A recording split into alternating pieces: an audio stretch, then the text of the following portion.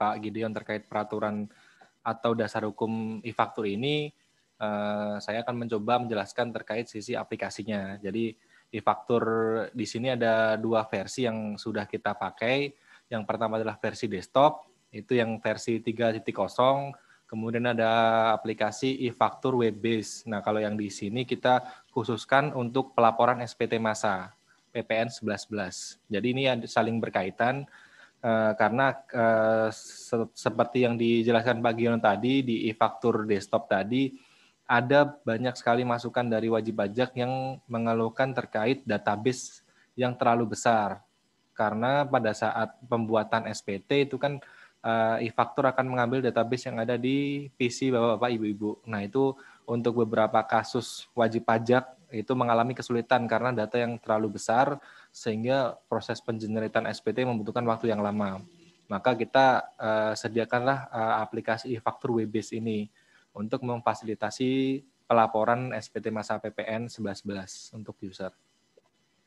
Kemudian sebelum ke demo aplikasi, saya mencoba akan menjelaskan terkait tata cara instalasi karena ini e-faktur desktop versi 3.0 ini membutuhkan semacam patch. Jadi untuk klien Bapak-Bapak Ibu-Ibu itu yang sekarang menggunakan versi 2.2 itu harus melakukan patch ke versi 3.0 yang dapat diunduh di e-faktur pajak Go It. Boleh ditampilkan. Nah, ini untuk tata caranya, yaitu yang pertama, Bapak-Bapak Ibu-Ibu silakan masuk ke alamat e-faktur.pajak.go.id. Di sana akan ada link untuk download aplikasi, yaitu di nomor 1. Silakan klik di sini, itu nanti akan muncul beberapa pilihan operating system. Jadi sesuaikan dengan operating system yang Bapak Ibu gunakan untuk menjalankan e-faktur pajak yang sekarang digunakan. Jadi misal nanti Windows 64, ya silahkan download Windows 64. Kemudian setelah di-download, boleh ke bawah Pak. Itu Bapak Ibu-Ibu akan mendapatkan file yang berisi RAR. Nah, itu silakan ekstrak. Kemudian nanti akan ada 3 file yang berupa e-tax invoice, e-tax invoice main, dan e-tax invoice UPD. Nah, setelah diekstrak, next step.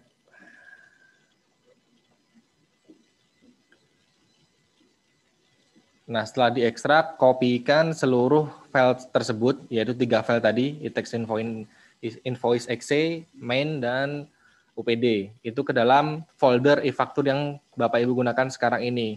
Jadi, ekstrak dan copy paste sehingga akan menimpa file yang lama. Nah, perlu diperhatikan pada saat proses patching ini, karena Bapak Ibu akan melakukan penimpaan file yang lama, itu boleh sebelumnya dilakukan backup terlebih dahulu untuk folder DB dan file aplikasi lama. Ketiga file yang lama tadi mohon di backup terlebih dahulu untuk jaga-jaga apabila terjadi korup pada saat melakukan patching ini. Next. Nah, setelah berhasil ditimpa, silakan dicek apakah file tersebut sudah paling terbaru. Kemudian jika sudah paling terbaru, silakan jalankan aplikasi tersebut.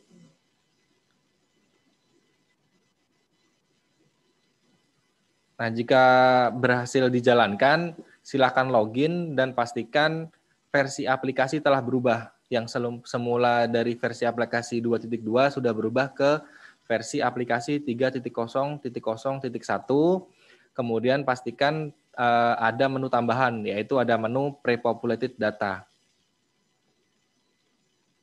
Jika semua menu sudah muncul dan versi aplikasi telah berubah ke versi 3.0, itu berarti proses patching sudah berhasil dilakukan.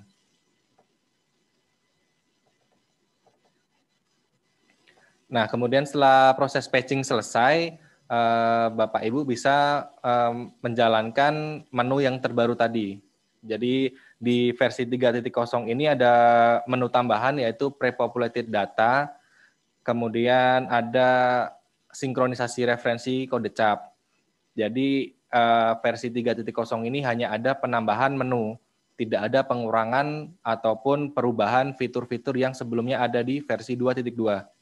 Jadi untuk yang versi 2.2 tidak kita hilangkan menunya di versi 3.0 ini, kita hanya menambahkan menu pre-populated data dan sinkronisasi kode cap untuk faktur dengan fasilitas dengan kode transaksi 07 dan 08.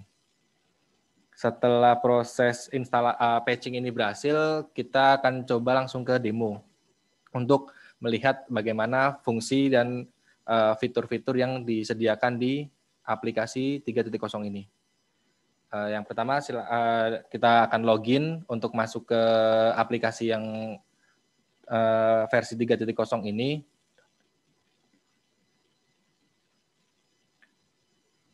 Nanti setelah login kita akan cek apakah menu yang dan versi yang setelah kita patching tadi sudah berhasil atau belum. Jadi untuk membuktikannya kita nanti akan melakukan cek versi aplikasi seharusnya sudah menjadi versi 3.0.01 dan ada menu pre-populated data di sana.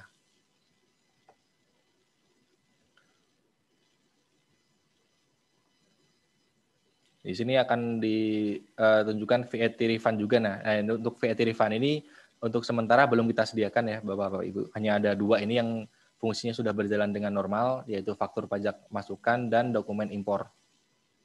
Kemudian ada tambahan menu yaitu sinkron kode cap yang nanti akan kita jelaskan juga. Jadi pertama akan kita coba untuk melakukan penarikan data istilahnya. Jadi untuk pre-populated data ini kan sebenarnya kita akan meminta DJP untuk menyediakan kita data faktur pajak masukan untuk masa pelaporan sesuai yang kita isikan. Jadi masa dan tahun di sini adalah masa pelaporan SPT-nya, bukan masa tahun dokumen faktur tersebut. Jadi karena ini adalah masa dan tahun pelaporan yang akan disediakan oleh DJP nanti adalah 3 dokumen 3 masa ke belakang. Jika kita inputkan masa 5 dan tahun pajak 2020, artinya kita meminta DJP untuk menyediakan dokumen yang sudah bisa dikreditkan untuk SPT masa 5. Jadi nanti akan disediakan dokumen dari masa 2, 3, 4, dan 5 di tahun 2020. Setelah kita masuk input, kita dan get data, itu kita akan diminta untuk pertama kali input CAPTCHA dan password Innova. Jadi ini hanya pertama kali diminta, karena kita belum menjalankan uploader. Jadi silakan isi CAPTCHA-nya, kemudian password Innova yang Bapak Ibu gunakan untuk login di e-faktur pajak Go.id untuk meminta nomor seri. Kemudian yang kedua, nah ini adalah CAPTCHA di menu yang terbaru ini. Jadi ini akan muncul setiap Bapak melakukan klik get data, itu akan diminta. Silakan isikan CAPTCHA-nya.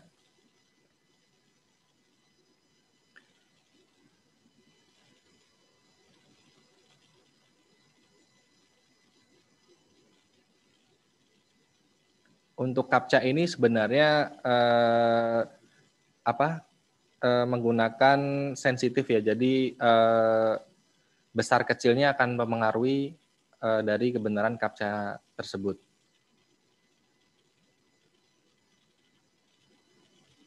Nah, jika CAPTCHA sudah benar dan tadi uploader sudah berjalan, ini akan ditampilkan data faktur pajak masukan yang dapat Bapak Ibu kreditkan di SPT masa 5 tahun 2020. Nah, di sini Bapak Ibu bisa mengubah pengkreditannya. Jadi untuk semua data ini disediakan oleh DJP sesuai data yang sudah diupload oleh penjual di e-faktur penjual.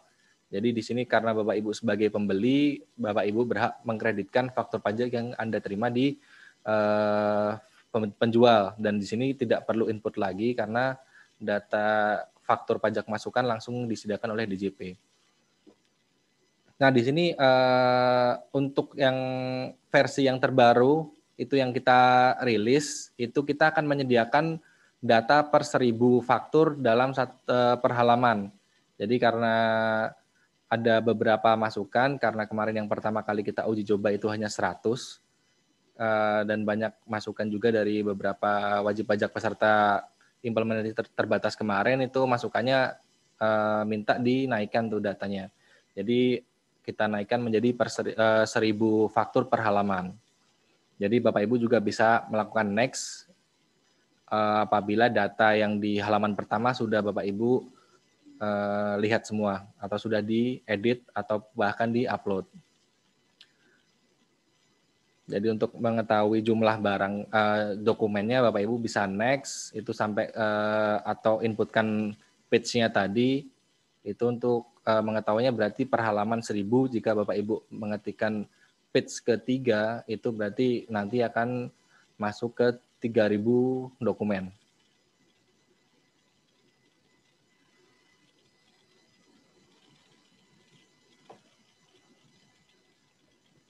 Nah, ini yang bisa Bapak Ibu lakukan di sini nanti adalah mengubah pengkreditannya.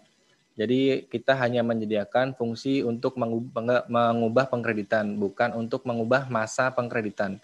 Jika Bapak Ibu menghendaki akan mengubah masa pengkreditan, silakan untuk mengabaikan dokumen yang ada di list ini. Jadi apabila Bapak Ibu akan melaporkan, misal nih di sini kita disediakan DJP faktur masa 5. Itu nanti Bapak Ibu akan diberikan pilihan untuk ubah pengkreditan. Yang pertama bisa dikreditkan ataupun tidak dikreditkan. Jika dikreditkan nanti faktur tersebut akan masuk ke B2. Jika tidak dikreditkan akan masuk ke lampiran B3. Ini akan mempengaruhi perhitungan PKPM dari SPT masa PPN 11-11. Nah, pertanyaan selanjutnya adalah ubah pengkreditan masa. Nah, karena di sini kita tidak menyediakan, apabila Bapak Ibu tidak menghendaki faktur tersebut dilaporkan di masa 5, misal di masa 6, nanti data yang ada tampil di sini, misal di faktur kedua itu, silakan tidak untuk dipilih atau di-select. Jadi apabila data itu tidak di-select dan tidak diklik upload, data itu akan muncul lagi nanti di masa 6, karena masih mengikuti norma 3 masa pengkreditan. Dibalik lagi ke proses uploadnya, di sini Bapak Ibu akan memilih faktur, itu bisa select all atau di shift klik, itu nanti akan memilih beberapa faktur, kemudian klik upload. Nanti setelah klik upload berhasil, itu data faktur ini akan beralih ke daftar faktur pajak masukan yang di menu administrasi faktur.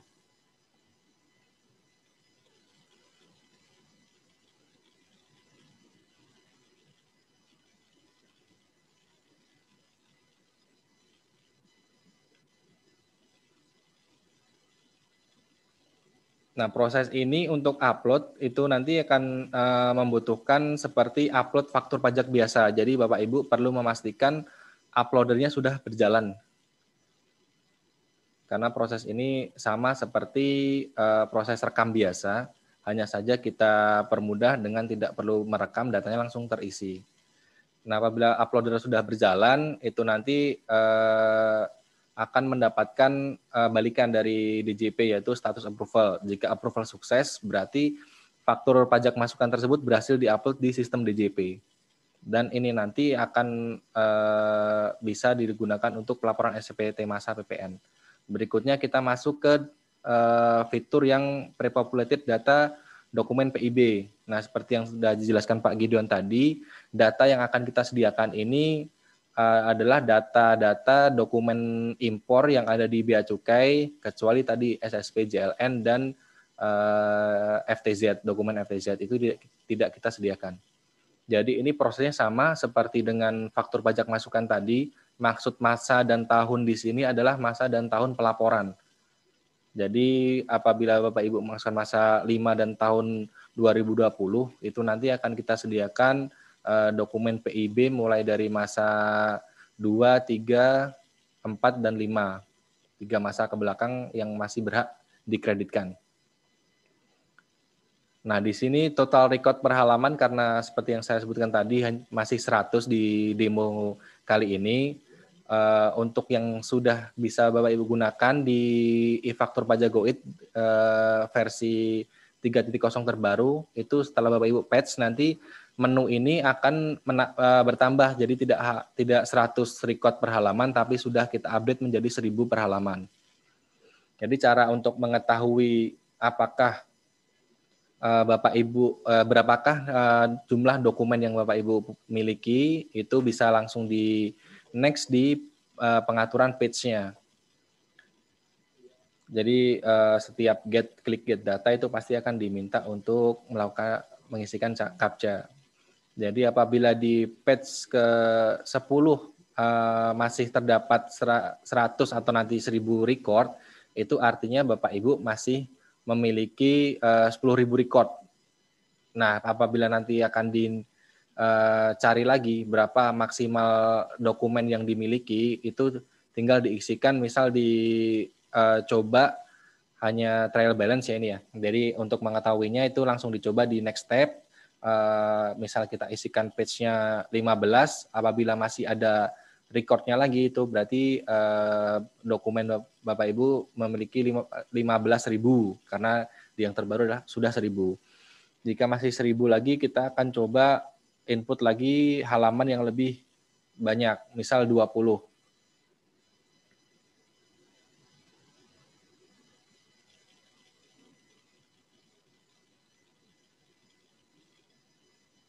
Nah, di page ke-20 ini tidak ada data, ini berarti Bapak Ibu tidak memiliki dokumen PIB sejumlah 20.000. Berarti kita kurangkan, misal kita coba ke page ke-19 nanti.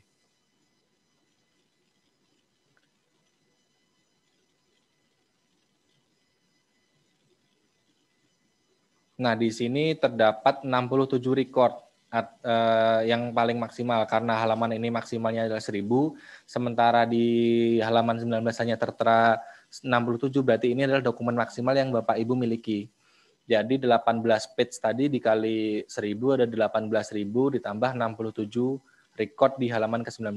Artinya Bapak Ibu memiliki total record PIB di masa pelaporan 5 tahun 2020 adalah sebanyak 18.067 record data PIB.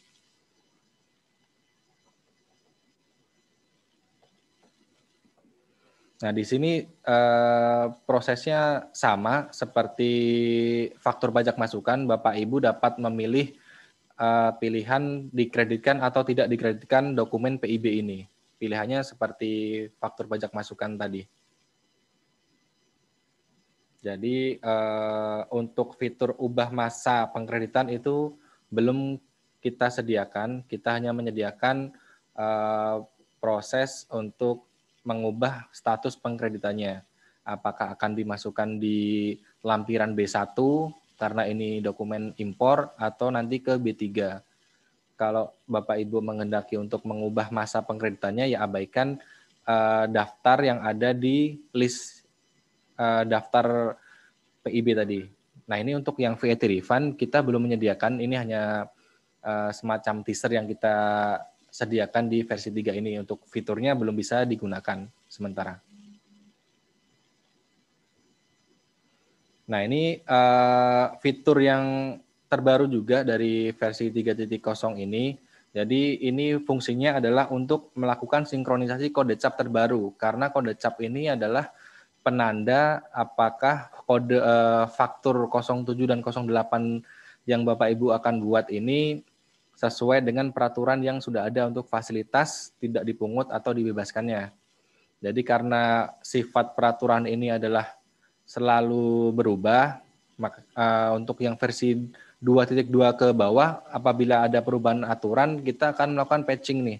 Nah, untuk yang versi 3.0 ini, karena banyak yang komplain juga apabila ada aturan terbaru WP kita minta untuk patch data, padahal tidak semua WP membutuhkan kode cap ini, maka kita sediakan fitur sinkron kode cap ini. Jadi sewaktu-waktu Bapak Ibu butuhkan untuk membuat faktur pajak 07 atau 08 dengan kode cap tertentu, itu kita pastikan sudah mendapatkan kode cap yang terbaru dan tidak perlu melakukan patch aplikasi.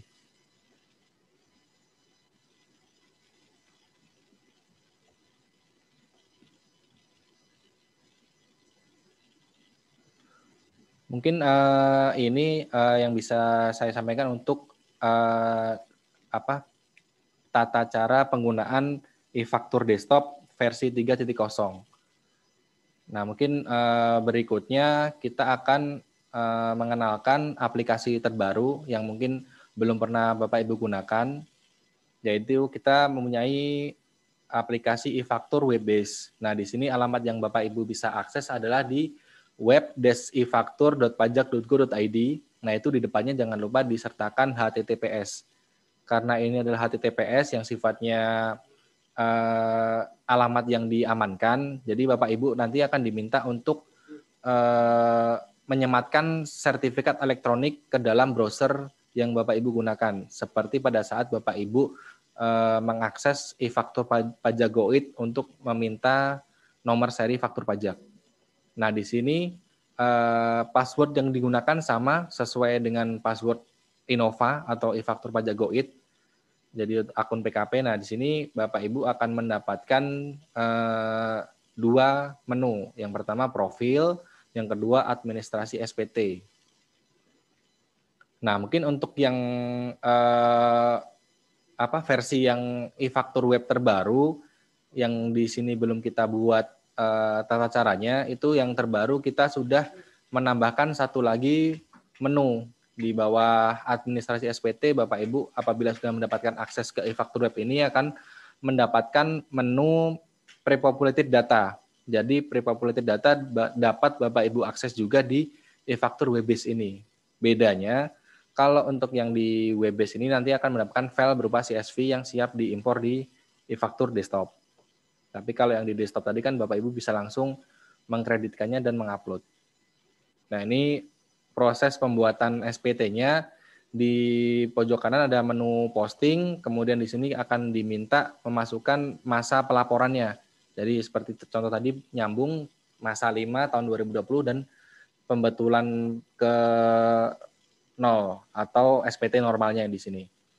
Nah, di proses posting ini adalah proses penghitungan SPT. Jadi karena tadi yang sebelumnya di desktop adalah data yang digunakan untuk generate SPT data di database lokal Bapak Ibu-Ibu, di e-faktur web ini kita menggunakan data yang ada di DJP, jadi tidak membebani PC user. Di sini yang kita gunakan adalah data DJP, jadi untuk mengolah berapa jumlah lampiran A1 sampai B3 itu murni dari data yang setelah Bapak Ibu upload di e-faktur desktop. Jadi karena ini adanya data di DJP, jadi Bapak Ibu tidak akan dibebankan proses generate SPT di PC Bapak Ibu yang sekarang banyak dikeluhkan yaitu lemot. Jadi perpindahan di sini salah satunya untuk menyelesaikan permasalahan tersebut. Jadi di web ini tampilannya mirip seperti desktop, Bapak Ibu akan diminta untuk mengisikan field-field yang belum tersedia di proses upload dokumen di e-faktur, seperti penyerahan yang digunggung. Ini kan tidak ada dokumen yang diupload, makanya Bapak Ibu diminta untuk menginputkan lagi. Kemudian untuk yang rekapitulasi perolehan itu dihasilkan dari perhitungan dokumen yang sudah Bapak Ibu upload. Kemudian apabila di AB ini sudah terisi semua dan yakin, silakan klik submit. Nah, untuk pertama kali proses menggunakan aplikasi ini, itu akan diminta untuk mengupload sertifikat elektronik yang Bapak Ibu miliki dengan passphrase-nya tentunya. Jadi ini untuk mengamankan halaman atau isi SPT yang Bapak Ibu isikan di web. Kemudian jika sudah berhasil, berikutnya akan diminta untuk mengisi SPT induknya. Nah, di sini di lampiran induk ini atau SPT induk yang dapat diisi adalah field yang 1B. Untuk yang nomor 2 itu 2B itu harus diisi. Kemudian apabila ada kekurangan bayar, NTPN harus diisi. Kemudian jika SPT-nya itu nanti menandakan lebih bayar, itu huruf H harus diisi semua. Kemudian yang poin nomor 3, 4, dan 5, dan 4, itu karena isian sendiri dari PKP, itu nanti akan diminta mengisi sendiri. Kecuali nomor 5 itu sesuai perhitungan yang tertera di dokumen yang telah Bapak Ibu upload, itu di dokumen pajak keluarannya mengandung PPNBM atau tidak. Itu akan dihitungkan juga. Yaitu jangan lupa diisi semua field-field yang diwajibkan. Apabila sudah, klik pernyataan dan submit. Nah, setiap Bapak klik submit, apabila ada kekurangan pengisian nanti akan diinformasikan oleh aplikasi. Jadi Bapak Ibu bisa langsung menuju peringatan atau notifikasi tadi apa yang masih kurang atau belum diisi. Itu akan diberikan notifikasi oleh aplikasi tersebut karena tidak bisa lanjut submit apabila field-field yang seharusnya atau diwajibkan diisi belum terisi. Itu pilihan daftar SSPI ini ada dua, seperti yang di desktop juga. Ada pilihan NTPN dan PBK. Nah, NTPN ini adalah NTPN yang Bapak Ibu terima dari pembayaran billing. Jadi setelah Bapak Ibu bayar billing, itu akan mendapatkan NTPN untuk melunasi SPT kurang bayar 11-11. Nah, apabila sudah terisi semua dan berhasil di-submit, Bapak Ibu akan kembali ke halaman ini, ke halaman monitoring SPT. Nah, di sini apabila sudah terisi semua dan Bapak Ibu yakin dengan data yang ada di SPT yang sudah Bapak Ibu isi, bisa langsung klik lapor. Kemudian di sini ada tambahan uploadan. Di sini adalah upload untuk lampiran SPT yang di luar A1 dan B3 seperti daftar rincian kendaraan bermotor dan lainnya. Di sini Bapak Ibu diminta untuk upload. Nah, uploadnya ini hanya kita sediakan untuk filenya PDF. Untuk ukurannya maksimal 50 MB. Kemudian apabila sudah diklik submit, Bapak Ibu akan mendapati monitoring SPT ini akan berubah dari action yang tadi ada hapus, buka, dan lapor. Sekarang sudah sukses lapor dan actionnya bisa mencetak NTTE dan bukti penerimaan elektroniknya. Nah, ini adalah SPT induk dan AB yang sudah berhasil lapor. Nah, di aplikasi terbaru kita sediakan juga untuk lampiran A1 dan B3 itu dalam bentuk CSV. Jadi Bapak Ibu tidak perlu khawatir data yang SPT yang sudah Bapak Ibu laporkan itu dapat dilihat kembali dalam bentuk CSV dan untuk lampiran A1 dan B3-nya. Untuk induk dan AB-nya dalam bentuk PDF. Mungkin sekian untuk aplikasi e-faktur web. Nah, ini ada tambahan lagi karena di demo ini adalah masih menggunakan e-faktur versi lama. Jadi ada beberapa tambahan menu yang tadi tidak bisa kita tampilkan. Nah, mungkin bisa kita tampilkan, langsung kita coba live aja mungkin ya.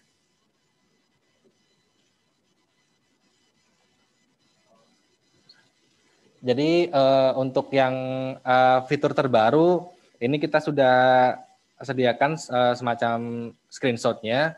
Jadi bisa Bapak Ibu bisa lihat. Jadi tadi di video sebelumnya tersebut, Bapak Ibu hanya mendapatkan dua menu. Yang pertama adalah menu profil. Nah, yang kedua administrasi SPT. Nah, ini ada tambahan download CSV pre-populated. Di sini Bapak Ibu diberikan pilihan apakah akan melakukan download CSV-nya itu untuk dokumen yang mana? Faktur pajak masukan atau dokumen impor. Nah, di sini untuk pilihan masa dan tahun ini berbeda dengan e-faktur desktop. Jika e-faktur desktop itu adalah masa dan tahun pelaporan, kalau yang di e-faktur web ini adalah masa dan tahun dokumen tersebut dibuat.